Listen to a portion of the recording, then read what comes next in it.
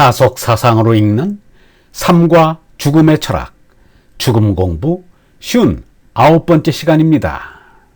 오늘은 임종시의 눈물, 임종시의 눈물이라는 제목으로 말씀드리겠습니다.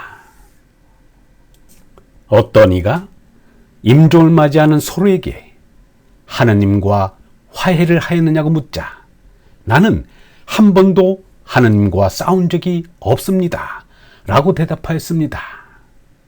환자가 문병 온 손님들 앞에서 눈물을 흘리거나 불안해한다면 모두 얼마나 힘들겠는가.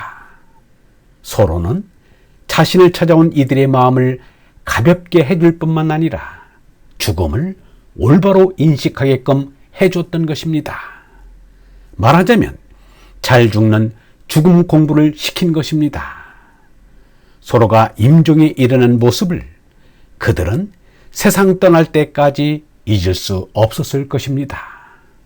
그리고 소로에게서 기쁘게 조용히 죽음을 맞는 지혜와 용기를 배웠을 것입니다.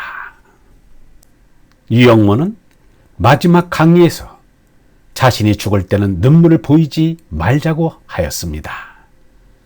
눈물이 있으면 눈물을 살아생전에 죄다 쓰자는 것입니다. 눈물같이 귀한 게 없습니다. 귀한 눈물 아껴 쓰지 말고 눈물을 불갑을 흘릴 때 아끼지 말고 흘리세요. 그래 눈물이 있거든 살살 흘리세요.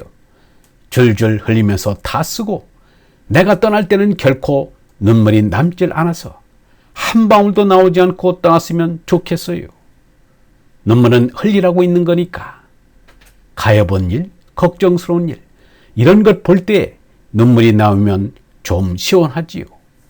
또 정말 진정으로 옆에 있는 사람이 어렵게 고생하는 걸 보다가 눈물이 쫙 쏟아지면 아낌없이 쏟아야 합니다. 눈물이 있으면 눈물을 다 쓰는 것입니다. 그렇게 쓰라고 눈물이라는 게 있는 거예요. 그런데 어떤 이는 눈물이 나와야 할 땐 안 나오고 급기야 죽게 될 때 온 천지를 눈물바다로 만들어요. 왜 눈물을 그렇게 남겨뒀다가 서럽게 쏟아요? 소로야말로 유영모가 생각한 바를 먼저 실천한 사람이었습니다. 소로에게 성공적인 삶은 다른 게 아니었습니다.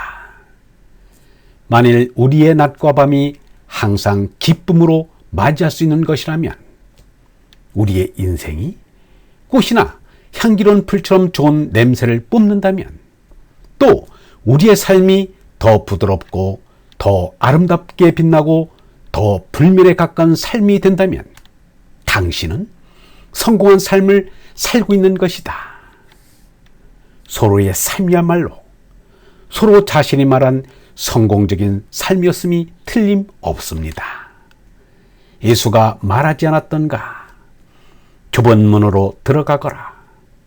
멸망에 이르는 문은 크고 그 길이 넓어서 그리로 가는 사람이 많지만 생명에 이르는 문은 좁고 그 길이 험하여 그리로 찾아드는 사람이 적다.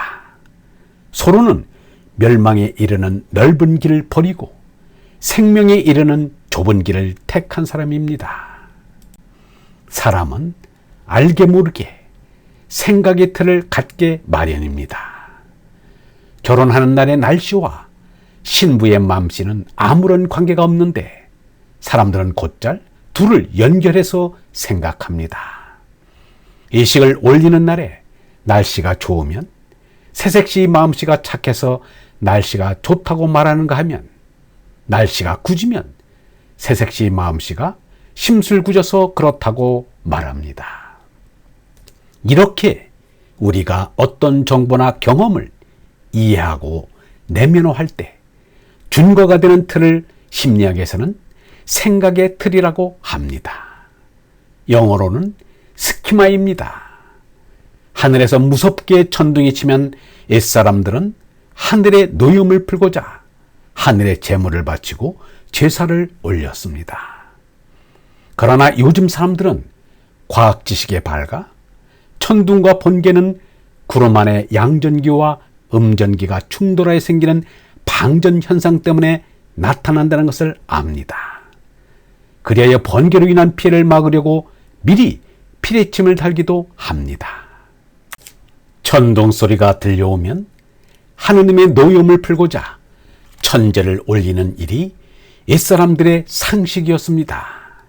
공자도 하늘에서 천둥이 요란하게 치면 의관을 갖춰 입고 방 한가운데 무릎을 꿇고 기도를 올렸다고 합니다. 사고의 틀이 그러하였던 것입니다. 지금은 과학 지식이 쌓이고 쌓여 스키마가 바뀐 것입니다. 스피노자는 신약과 구약 성경에 있는 여러 가지 잘못된 생각의 틀을 깨뜨리는데 큰 공을 세운 사람입니다. 성경에 나오는 기적이 사람들이 지닌 잘못된 스키마에서 비롯된 오해거나 거짓이라는 것입니다. 얼번 여러분, 생각하는 사람, 생각으로 진리를 캐내는 사람, 생각으로 잘못된 것을 찾아내고 용기 있게 진실을 밝히는 사람을 통하여 막혔던 하늘길이 뚫리고 닫혔던 하늘의 문이 열리게 됩니다. 영성신학원 다석아카데미의 하늘소리였습니다.